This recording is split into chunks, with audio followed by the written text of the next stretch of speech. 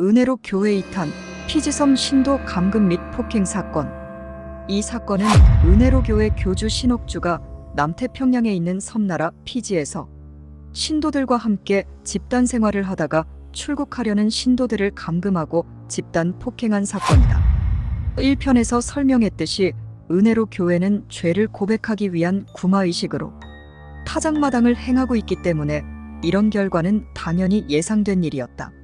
종말론과 베리칩 음모론을 주장하며 환란을 피하고 자급자족이 가능한 낙원은 피지라며 400여 명의 신도들과 함께 피지에서 집단 생활을 시작한다.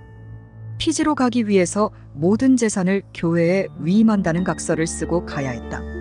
신도들은 피지에서 장밋빛 미래를 펼칠 수 있다고 생각하였으나 정작 교주 신옥주는 무임노동을 강요하고 도망가지 못하도록 여권을 빼앗고 감금 생활을 하며 서로 감시를 시켰다.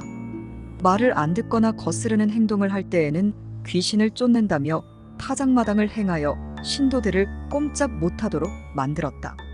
결국 신도 20여 명이 힘들게 탈출하여 현재 상황을 알리게 된 것이다. 그들의 진술에 따르면 타작마당을 행하다가 여러 명이 사망한 사례도 있었다고 한다. 은혜로 교회는 이러한 착취를 통하여 피지 현지에서 사업을 벌이면서 피지 정부와 유착하여 신흥재벌로 떠오른다. 2018년 기준 GRF 사업 규모가 하나 500억 원 정도로 당시 피지 GDP의 1%에 해당되는 수준이었다. 심한 유착관계로 인하여 GRF의 건설 계열사는 새로운 정부 수반청사 리모델링 공사까지 하였다. 2018년부터 은혜로 교회는 베트남 하노이 교민사회로 교세를 확장하고 있다. 베트남에서는 파라다이스, 사과나무, 새창조 교회 등 위장 명칭으로 활동하고 있으며 미용실, 찜질방 등 각종 사업체도 운영하는 것으로 알려졌다. 2018년 8월 입국 시 신옥주와 일부 간부가 체포된다.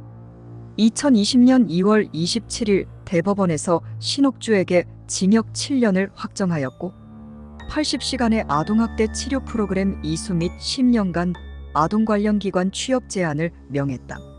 피지 정부도 심각한 상황을 인지하여 피해자들의 여권을 모두 압수하여 귀국 의사를 물었으나 교회에 전 재산이 책잡히고 세뇌된 상태라 한 명도 귀국 의사를 비친 사람이 없었다고 한다.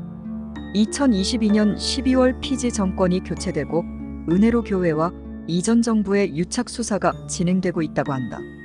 그리고 은혜로 교회 신옥주 아들 김정용을 포함한 핵심 간부 6명을 강제 추방한다고 발표했고 피지 정부는 신옥주를 포함한 적색 수배자인 핵심 간부들의 재입국 금지를 시켰다. 신옥주 본인이 말한 낙원을 본인이 갈 수 없는 상황이 된 것이다.